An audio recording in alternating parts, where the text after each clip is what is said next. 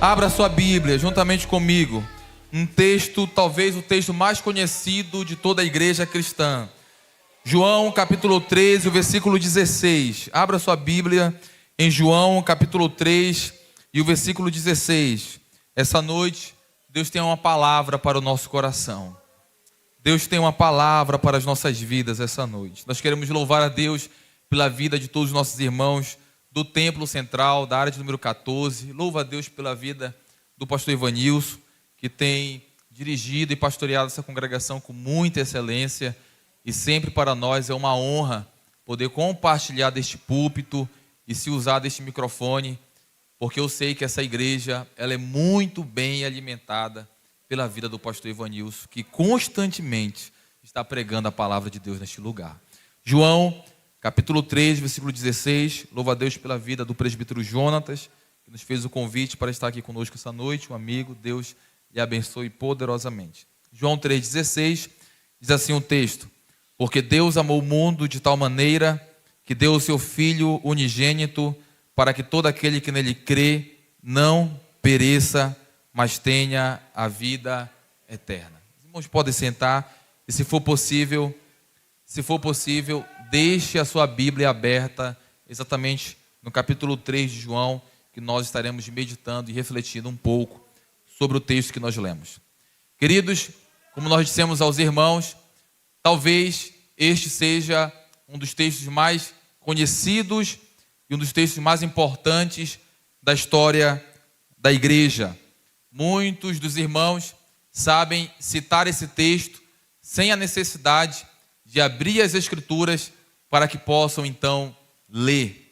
Isso é tão verdade que muitas vezes nós pegamos este versículo e colocamos em alguma moldura, em alguma arte, e colocamos na sala da nossa casa porque gostamos ou dizemos que este é o texto mais profundo das Escrituras. E de fato é um texto extremamente profundo. Por isso eu queria, com toda a graça de Deus, refletir com os irmãos esta fala ou essa escrita do apóstolo João a respeito de Jesus de maneira muito mais adequada e significativa. Para isso eu preciso que os irmãos retornem um pouquinho no capítulo 2, no versículo 23, o versículo 24 e o versículo 25 do capítulo 2. Nesses três versículos que eu acabei de citar, nós encontramos uma informação muito importante. E a informação que nós encontramos é que Jesus, ele estava em Jerusalém devido à festividade da Páscoa. E durante essa festividade, como já é sabido de muitos, durante o exercício do ministério de Cristo, ele não apenas pregava a mensagem de arrependimento, mas ele também realizava obras sobrenaturais. Ele curava os enfermos, ele expulsava os demônios e ele realizava sinais que eram notórios na sociedade de Israel. E o texto do versículo 23 do capítulo 2, nós encontramos essa informação, de que Jesus estava em Jerusalém devido à festividade da Páscoa. E durante essa festividade, Páscoa que inclusive aponta para a morte do Cordeiro, e que durante essa festividade, Jesus realizava diversos sinais. E porque ele realizava diversos sinais, muitas pessoas que estavam ali presentes criam nele, acreditavam na pessoa bendita e salvadora de Cristo Jesus. O versículo 24, entretanto, aponta uma outra informação extremamente relevante neste contexto. Qual a informação? Que mesmo que essas pessoas, elas criam em Jesus em virtude dos sinais que ele realizava, ainda assim, Jesus não confiava nelas, porque ele a todos conhecia, é o que diz o versículo 24 do capítulo 2, mas o mesmo Jesus não confiava neles, porque a todos conhecia. No versículo 25, nós já encontramos uma outra informação, que Jesus não necessitava de que alguém testificasse ou explicasse a respeito da natureza interna, da natureza ou do interior do homem. Jesus não necessitava que alguém explicasse para ele a respeito dessa natureza humana, porque Jesus a todos conhecia. Então o apóstolo João, ele tem todo o cuidado de novamente enfatizar isso. Ele já havia dito isso do versículo 24, Jesus não confiava naqueles que estavam crendo nele por causa dos sinais, porque a todos eles conhecia. Aí o apóstolo João novamente enfatiza isso no versículo 25. Tanto é que Jesus não necessita que alguém fique explicando para ele quem é o homem, o que o homem pensa, ou o que se passa em seu coração, porque tudo ele sabe. Jesus sabe perfeitamente aquilo que se encontra no interior do homem. Quantos podem glorificar a Deus por isso? Essa é uma informação importante para a igreja, queridos. Nós não podemos nos furtar dessa informação. A informação que nós encontramos aqui apresentada pelo apóstolo João, ela é extremamente relevante. João está dizendo, inspirado pelo Espírito Santo, Jesus conhece perfeitamente o que se passa no interior do homem. Jesus sabe o que se passa no coração e na mente humana. Talvez essa noite você tenha chegado aqui e nós não podemos ter acesso aos teus pensamentos e ao teu coração. Mas nós temos uma notícia extremamente relevante para você. Existe alguém que essa noite te vê o teu coração, vê o teu pensamento e vê a tua alma. Jesus te enxerga e bendito seja Deus por isso. Aí João diz, Jesus não necessita de que ninguém explique o que de fato se passa no coração do homem. Aí aqui nós terminamos o capítulo 2 e damos início ao capítulo 3. Entretanto, do capítulo 2 para o capítulo 3, nós não temos uma ruptura de fala. Não é isso que nós encontramos aqui. Pelo contrário, me parece que o apóstolo João, inspirado pelo Espírito Santo, como eu já disse aqui, ele faz uma ligação da informação que ele havia acabado de apresentar nos versículos 23, 24 e 25 do capítulo 2, para iniciar o capítulo 3. É mais ou menos assim: Jesus sabe tanto o que se passa no coração do homem, que eu vou contar uma história para vocês. É mais ou menos assim. Quando eu leio esse texto, quando eu leio o capítulo 3, me parece que o apóstolo João está fazendo essa jogada nas escrituras, uma ligação entre o capítulo 2 e o capítulo 3. Jesus sabe tanto bem o que se passa na alma humana, que aconteceu uma história que vocês precisam saber. Aí nós iniciamos o capítulo 3. E vejam como é que ele iniciou o capítulo 3. Havia entre os fariseus um homem chamado Nicodemos, e este era príncipe dos judeus. Versículo 2: este foi ter de noite com Jesus e disse-lhe: Rabi, bem sabemos que é mestre vindo de Deus, porque ninguém pode fazer estes sinais que tu fazes se Deus não for com ele. Então vejam, eu disse para os irmãos aqui inicialmente que Jesus estava onde? Em Jerusalém, devido à festividade da Páscoa. E lá Jesus estava realizando o quê? Sinais. Jesus estava fazendo milagres. Jesus estava fazendo obras sobrenaturais. Tudo o que me indica aqui, me parece que Nicodemos estava presente nesta ocasião. Me parece que Nicodemos estava presente nessa ocasião. Tanto é que ele procura Jesus. Ele vai ter com Jesus exatamente em virtude dos sinais que Jesus estava realizando. Olha o que ele diz: me parece que tu és vindo de Deus, porque ninguém pode fazer os sinais que tu estás fazendo se Deus não fora com ele. De quais sinais Nicodemos está se referindo? Os sinais que nós encontramos no versículo 23 do capítulo 2. Outra informação importante que nós encontramos aqui no início do capítulo é que este homem, Nicodemos, o apóstolo João tem todo o cuidado de apresentar algumas características deste homem. Ele diz, Nicodemos, ele era fariseu, ou seja, ele era um estudante assíduo e proeminente das Escrituras. Ele sabia exatamente o que estava escrito pelos profetas, e ele sabia o que estava escrito por Moisés. Ele tinha toda a Torá escondida e entranhada no seu coração e na sua mente. Era um doutor da lei. Ele sabia as Escrituras, conhecia as profecias. Era um fariseu.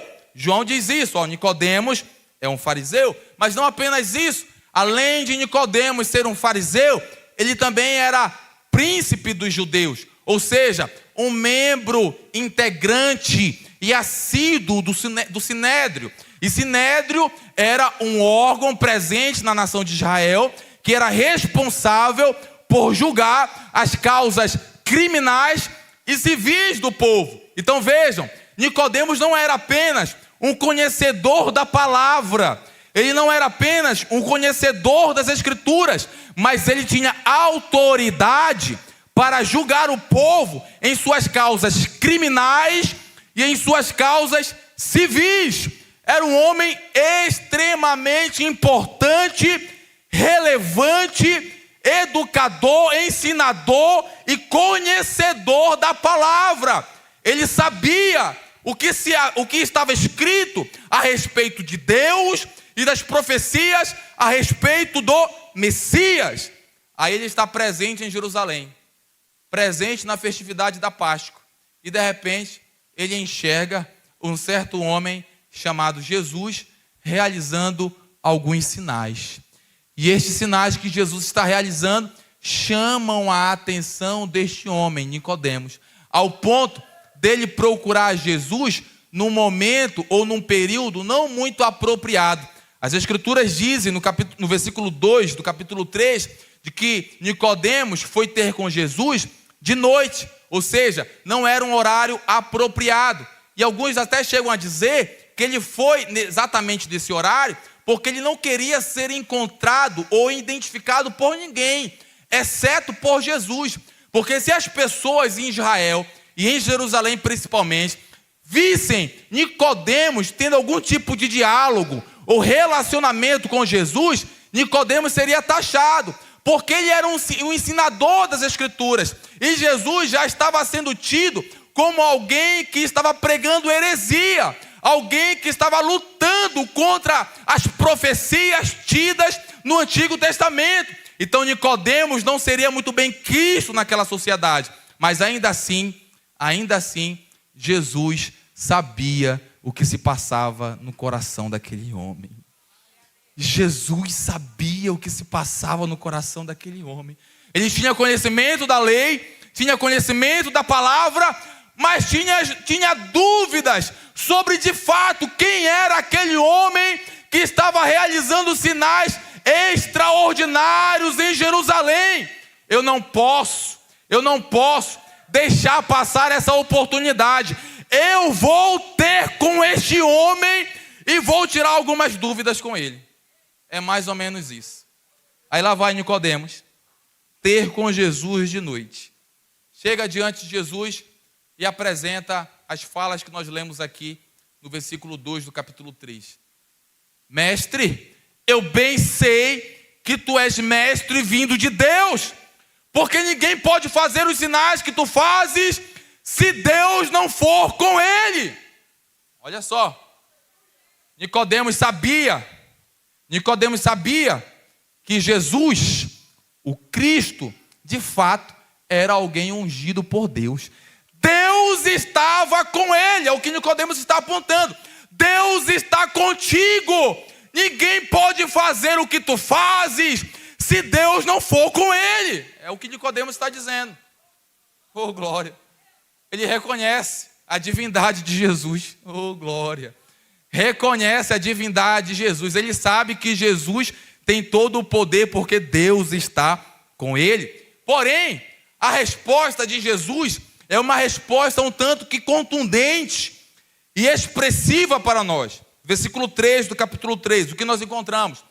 Primeiramente, nós não enxergamos Jesus fechando a porta para Nicodemos, porque Jesus poderia questionar aquele homem, porque ele era um doutor da lei, ele era um conhecedor das Escrituras, ele tinha informações corretas a respeito de Deus e a respeito do Messias.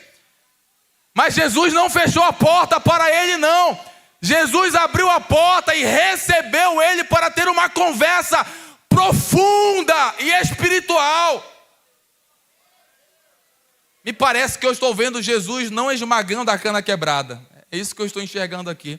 Parece que eu estou vendo Jesus com todo o cuidado e toda a cautela, tendo o sentimento e o coração acolhedor de receber aquele homem, ainda que ele tenha dúvidas verdadeiras no seu coração.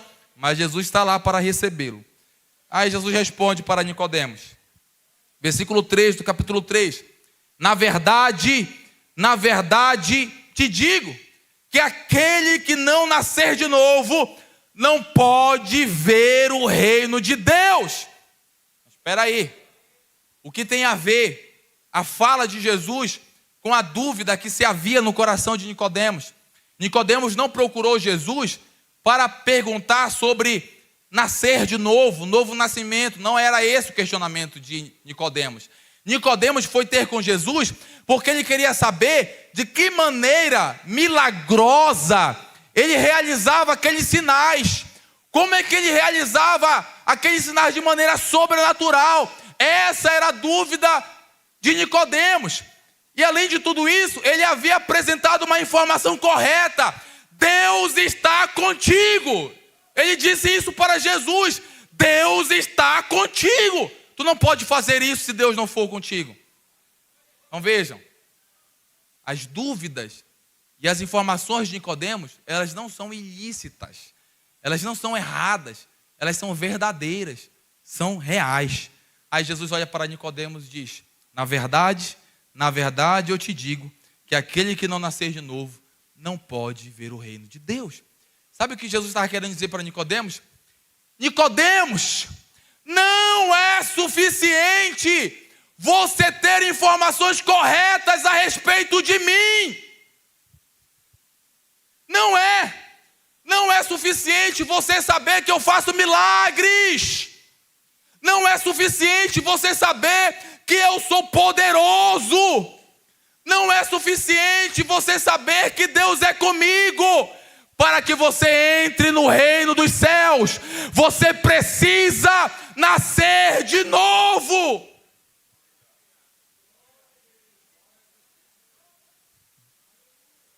Espera aí. O que Jesus está querendo dizer a Nicodemos?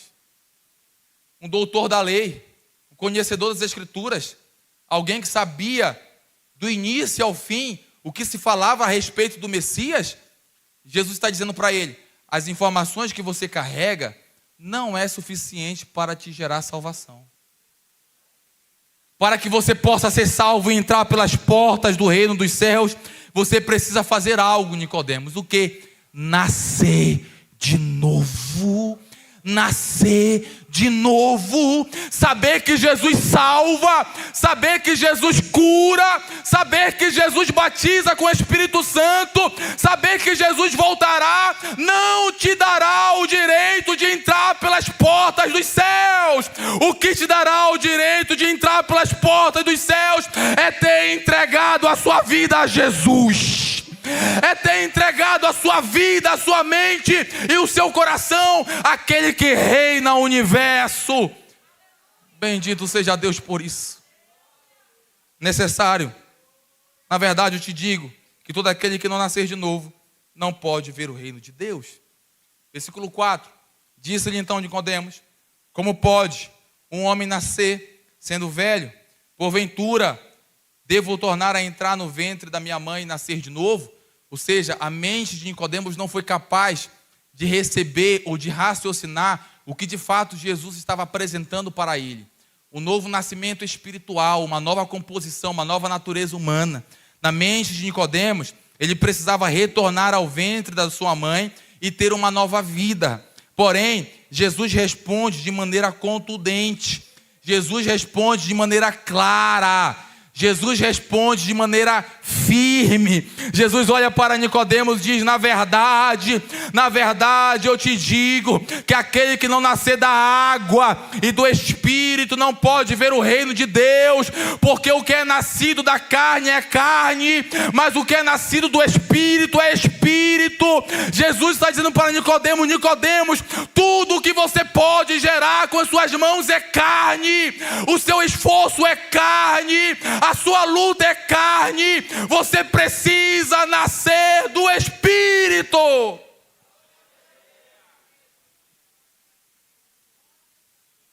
Em outras palavras, Jesus está dizendo para Nicodemos: Nicodemos, a experiência que eu quero te oferecer, você não conquista com as tuas próprias mãos. A experiência que eu quero te dar, você não pode alcançar com as tuas próprias mãos. Você não alcança com o teu esforço. Você não alcança apenas com o teu projeto pessoal. Não há como você produzir um novo nascimento apenas projetando objetivos pessoais. Você precisa ter a experiência que vem do alto. Você precisa ter a experiência que vem do céu. Você precisa abrir os seus ouvidos e o seu coração para a voz de Deus.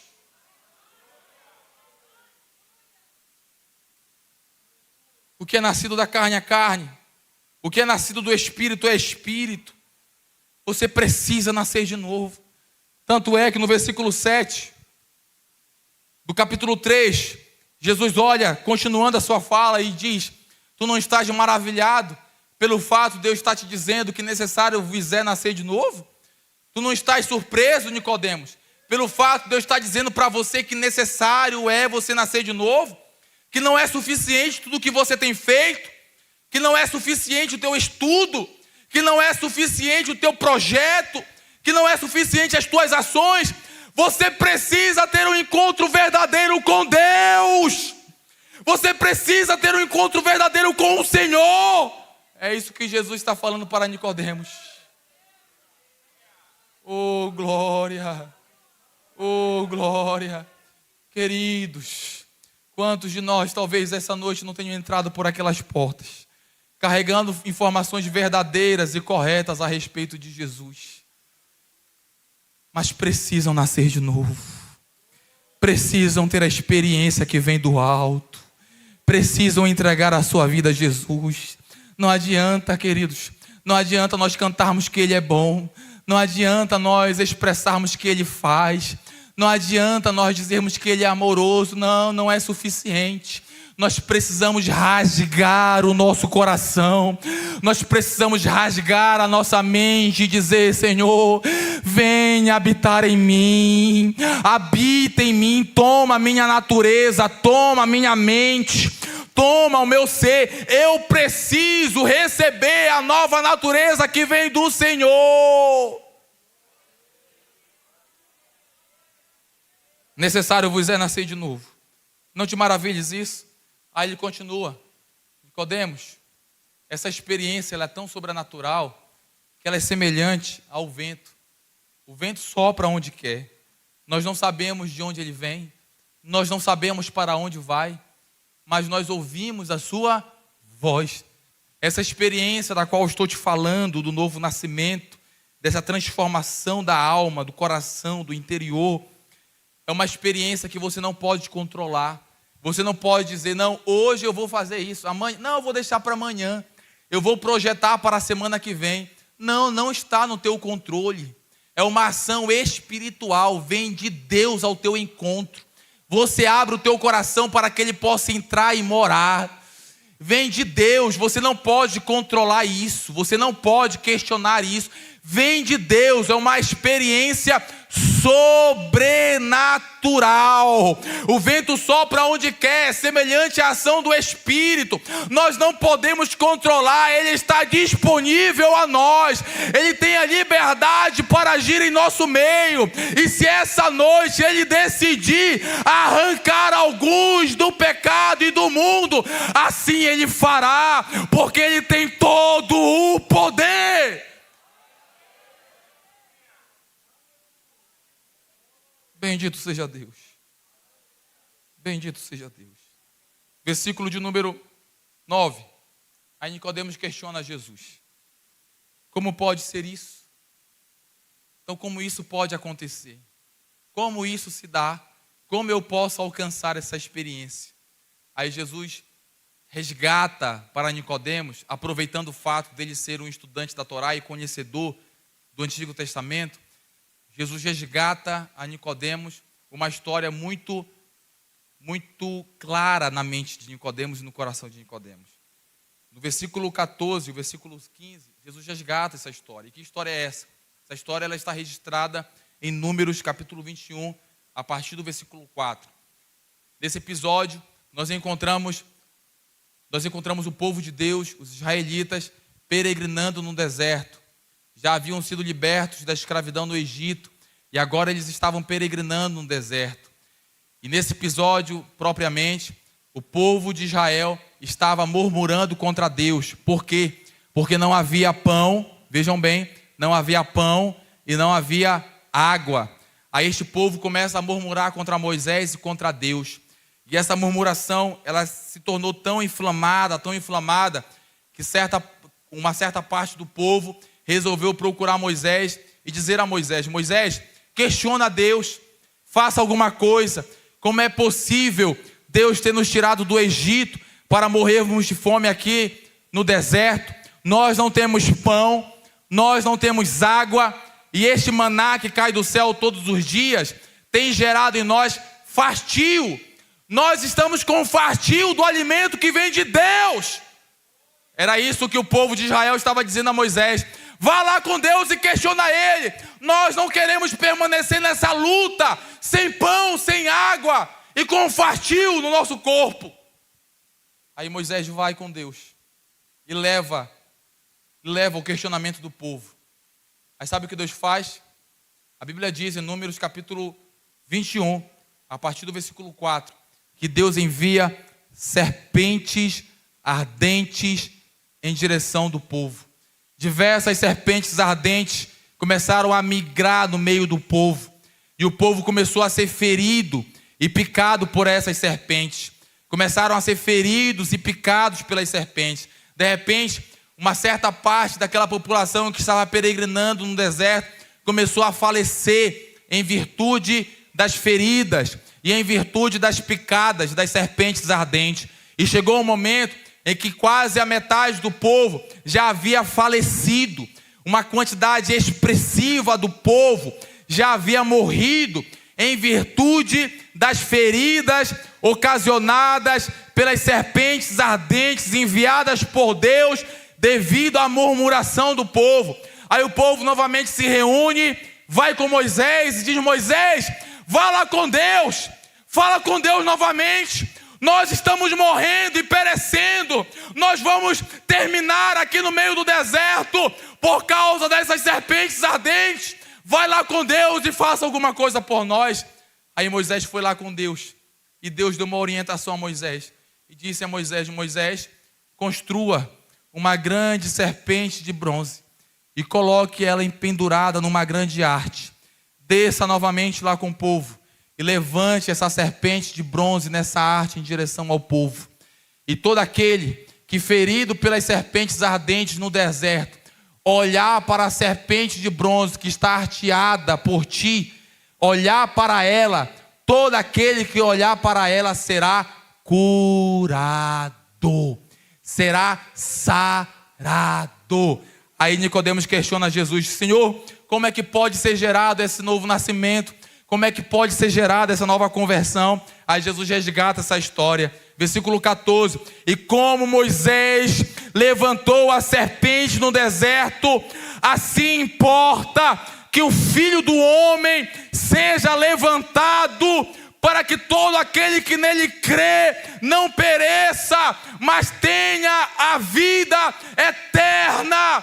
Porque Deus amou o mundo de tal maneira que deu o seu Filho unigênito, para que todo aquele que nele crê não pereça, mas tenha a vida eterna.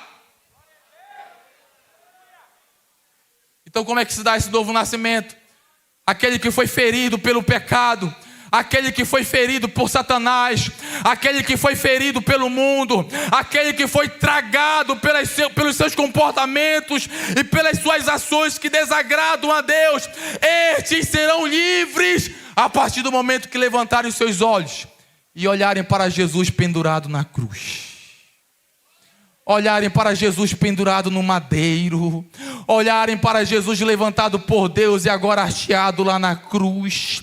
Todo aquele que para Ele olhar, todo aquele que para Ele crê, todo aquele que nele crê, tem a vida eterna.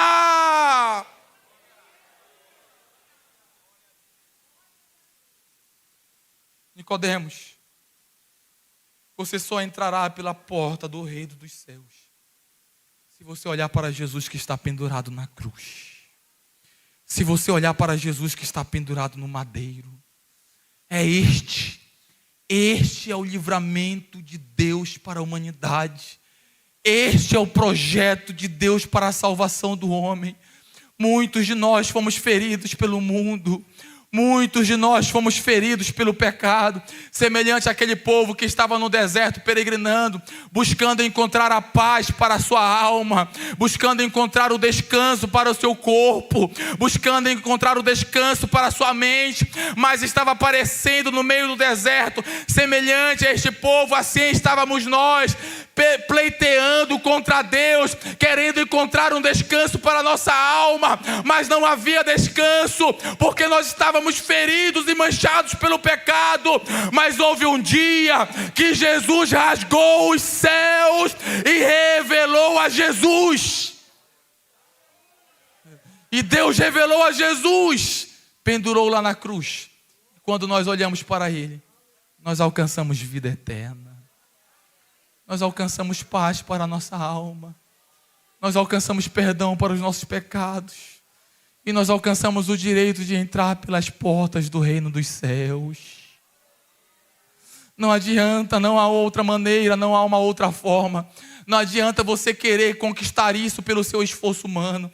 Não adianta você projetar a tua própria salvação. Não adianta, há uma impossibilidade. Há apenas um único caminho. E ele disse em João capítulo 14, versículo 6: eu sou o caminho, eu sou a verdade e eu sou a vida.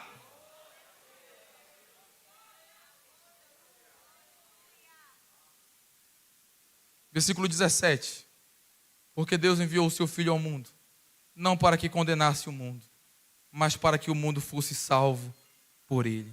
Quem crê nele não é condenado, mas quem não crê já está condenado, porquanto não crê no nome do unigênito Filho de Deus. Se coloque de pés nesse momento. E eu queria, com toda a autoridade e graça de Deus, essa noite, fazer um convite extremamente importante para a sua vida. Este é o convite mais importante para a sua vida. Essa noite eu convido você a não olhar para os seus problemas, a não olhar para as suas limitações, a não olhar para as suas dificuldades, a não olhar para aquilo que você fez lá fora. Essa noite eu convido você a olhar para Jesus. A olhar para Jesus. A Bíblia diz que todo aquele que nele crê, de maneira alguma será envergonhado. Aquele que nele crê não será envergonhado. Se você crê no próximo governante, você vai ser envergonhado. Se você defender o próximo prefeito, você vai ser envergonhado. Se você defender o próximo candidato, você também vai ser envergonhado. Mas a Bíblia diz que todo aquele que nele crê não é confundido, não é envergonhado, porque ele é fiel para fazer por nós aquilo que nós não somos capazes de fazer. Ele é poderoso para nos resgatar do mal. Ele é poderoso para nos lavar das nossas chagas. Ele é poderoso para isso. Ele é poderoso para isso. E talvez você tenha vindo essa noite a este culto semelhante ao desejo que havia escondido no coração de Nicodemos. Eu vou lá mas eu vou lá sem nenhuma pretensão para que ninguém me veja. Mas eu tenho uma boa notícia para você: Ele te viu hoje. Ele te viu hoje, hoje Ele te viu, hoje Ele te encontrou. Ele te viu, e não apenas te viu, Ele sabe exatamente o que se passa na tua alma. Ele sabe exatamente o que se passa nos teus pensamentos. E sabe qual é o convite de Deus para você? Corra e olhe para Jesus. Corra e olhe para Jesus. Lance os seus olhos sobre aquele que está pendurado no madeiro, aquele que por nós entregou a sua vida, aquele que verdadeiramente levou o nosso castigo sobre si. A Bíblia diz em Isaías 53 que agradou a Deus moê-lo, ou seja, agradou a Deus Pai pegar o seu Filho Jesus e esmagá-lo em virtude dos meus e dos teus pecados, para que hoje nós pudéssemos ser livres para adorar a Deus.